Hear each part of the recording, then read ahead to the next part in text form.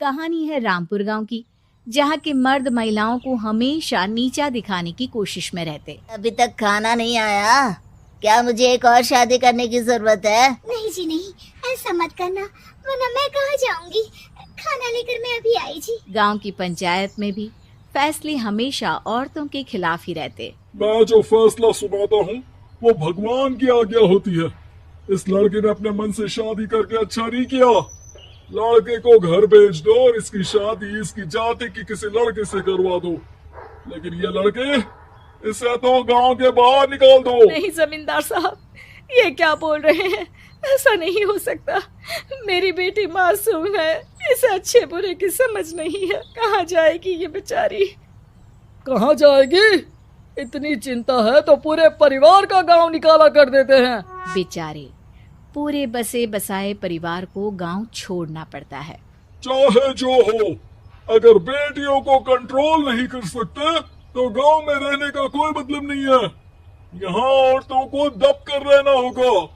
कोई भी अपने हिसाब से कुछ नहीं कर सकता, सब ईश्वर की मर्जी से ही होगा। तभी गांव का एक आदमी दौड़ा आता है।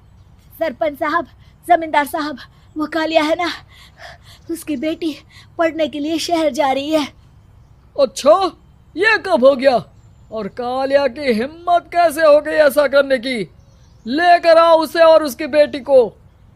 बस फिर क्या था, हाजिर हो जाते हैं कालिया और उसकी बेटी सरपंच के सामने। और कालिया, ये क्या सुनने में आ रहा है? बेटी को इंजीनियर बना रहा है तू? और ये बता, गांव में तो स्कूल नहीं है, फिर कहां से इतनी क्लास पास कर गई तेरी बेटी? राधा, जो कि कालिया की बेटी है, उसे लगता है कि सरपंच उसकी तारीफ कर रहे हैं। सरपंच जी, मैंने ऑनलाइन पढ़ाई की है, डिस्टेंस लर्निंग से। सभी में मैंने अच्छे नंबर पाए हैं, जिसे देखते हुए शहर की इंजीनियरिंग कॉलेज में मुझे स्कॉलरशिप मिली है। जी, क्या होती है ये?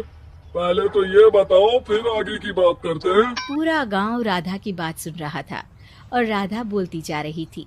तो ऐसे मैं फ्री में एक अच्छी शिक्षा लेकर गांव में जो कुछ परेशानियां हैं, जैसे बिजली, पानी और इंटरनेट जैसी समस्याओं के लिए काम करूंगी। मैं गांव को शहर से जोड़ने के लिए पुल का निर्माण करवाने का प्रस्ताव रखूंगी। मुझे पूरी उम्मीद है कि जल्द ही हमारा गांव भी तरक्की की राह पर चल पड़ेगा। राधा की बात सुनकर सारे गांव वाले ताली बजाने लगते हैं।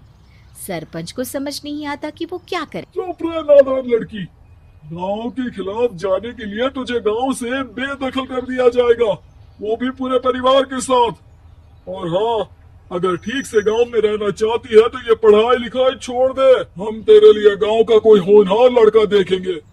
तभी गांव का एक आदमी बोल पड़ता है। नहीं सरपंच जी, राधा बिटिया जो बता रही है, अगर वैसा हो जाए तो हम लोगों को पैसा कमाने के लिए बाहर नहीं जाना पड़ेगा। हाँ जी, और ना ही कोसों दूर पानी के लिए भटकना पड़ेगा। हमारे बच्चे भी अच्छी पढ़ाई कर सकेंगे और आगे बढ़ेंगे, ना कि हमारी तरह खेती करते बैठेंगे। क्यों गांव वालों, राधा बिटिया का साथ देना चाहिए ना।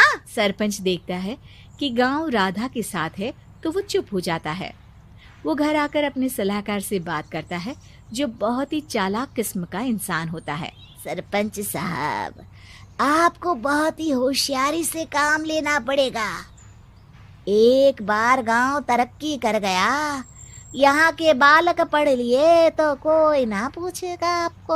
और फिर ये जो बेटा और बेटी है ना आपके, इनको भी आम लोगों की तरह ही जीवन जीना होगा। हाँ, लेकिन करे तो क्या करे? वो ना आप मुझ पर छोड़ दीजिए, बस मैं जैसा बोलूं करते जाइए। अगले रोज सुबह जब गांव वाले सोकर उठते हैं तो राधा के घर के बाहर और साथ ही वो लोग जिन्होंने राधा का सपोर्ट किया था, उनके घर के आगे लाल रंग से कल आऊंगी लिखा होता है। कल आऊंगी, ये क्या होता है? यह तो खून से लिखा है, लगता है कोई भूत प्रेत या चुड़ैल का साया है। चलो सरपंच जी के पास चलते हैं। सभी सरपंच के पास जाकर उसे सारी बात बताते हैं। ये तो बड़ी मुश्किल की बात है।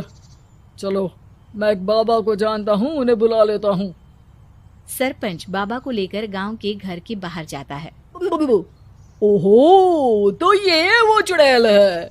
जो उन लोगों को निशाना बनाते हैं जो गांव को बदलने का सपना देखते हैं। वो गांव को ऐसे ही संपन्न देखना चाहती है। वो नहीं चाहती कि कोई बाहरी यहाँ का कायाकल्प करे। क्या तुम लोगों में से किसी ने गांव को बदलने की सोच रखी है? तभी राधा की माँ आती है। मेरी राधा घर से गायब हो गई है, कोई तो बचाओ, मेरी बच्ची कहाँ गई? ले गई वो चुड़ैल, तेरी बच्ची को ले गई। अब वो उसे श्रापित करके छोड़ेगी, उस पर चुड़ैल का साया हो जाएगा। तभी बुरी सी हालत में राधा भी वहां आ जाती है। उसके बाल चुड़ैल की तरह फैले होते हैं और कपड़ों में खून लगा होता है। सभी राधा को देखकर डर जाते हैं। माँ, पता नहीं मुझे कौन उठा कर ले गया था। अरे दूर हो जा चुड़ैल, अब हम लोग इस गांव में नहीं रुकेंगे। कैसी बातें कर रहे हैं आप? कल तो आप मेरे भरोसे गांव का हुलिया बदलने, अपने बच्चों को पढ़ाने और तरक्की उन्नति की बात कर रहे थे, तो आज क्या हो गया आपको? ये फिर तुम लोगों को बहकाएगी। ये चुड़ैल गांव में आ चुकी है, ऐसे ही ये तुम्हारे घर के बच्चों को भी ले जाएगी। गांव वाले राधा को गांव से बाहर निकाल देते हैं। उसके माँ बाप रोते रहते हैं, लेकिन गांव वाले नहीं मानते। मैं भी अपनी बहन के साथ गांव के बाहर रहूंगा, लेकिन वो पढ़ाई नहीं छोड़ेगी। वहीं सरपंच के घर पर सलाहकार कहता है, देखा, सांप भी मर गया और लाठी भी नहीं टूटी। लेकिन अगले ही दिन सरपंच के घर के बाहर भी वही शब्द लिखे होते हैं। और फिर सरपंच की बीवी कहती है, हमारी बेटी को किसी ने अगवा कर लिया है। तभी राधा का भाई वहां आ जाता है। गाँव वालों, मैंने सरपंच जी की बेटी को देखा था। वो चुड़ैल उसे उठाकर ले जा रही थी। क्या मजाक कर रहे हो? नहीं सरपंच जी, आप नहीं जानते, वो चुड़ैल अब आपकी बेटी में आ जाएगी, जैसे राधा के अंदर आ गई थी। तभी सरपंच की बेटी वैसी ही हालत में वहां आती है जैसे राधा आई थी। पापा, पता नहीं कैसे मैं गायब हो गई थी। चुड़ैल, इसके अंदर भी चुड़ैल का साया है, मारो इसे। नहीं नहीं, इसे भी राधा के पास गांव के बाहर ही भेज दो। चुप रहो, मेरी बेटी कहीं नहीं जाएगी और चुड़ैल वुड़ैल कुछ नहीं होता है। ऐसे बात कर रहे हो सरपंच जी? आप तो बोल रहे थे कि आपका फैसला भगवान का ज्ञान होता है, तो अपने पर बात आई तो अब आप ऐसे बोल रहे हैं ना? आपको अपनी बेटी को त्यागना ही होगा। बुलाओ बाबा को। राधा का भाई बाबा को ले आता है, जिसे अब गांव वालों के डर के कारण सच बोलना पड़ता है। मैं कोई बाबा नहीं हूँ, मैं तो मोची था। ये सलाहकार महोदय ने मुझे कहा था एक्टिंग करने को, वो मुझे पैसे देने वाले हैं। अब मुझे माफ कर दो, गलती हो गई, मुझे माफ कर दो। तभी वहां राधा आ जाती है। तो आप जैसे लोगों की चालाकी नहीं चलेगी।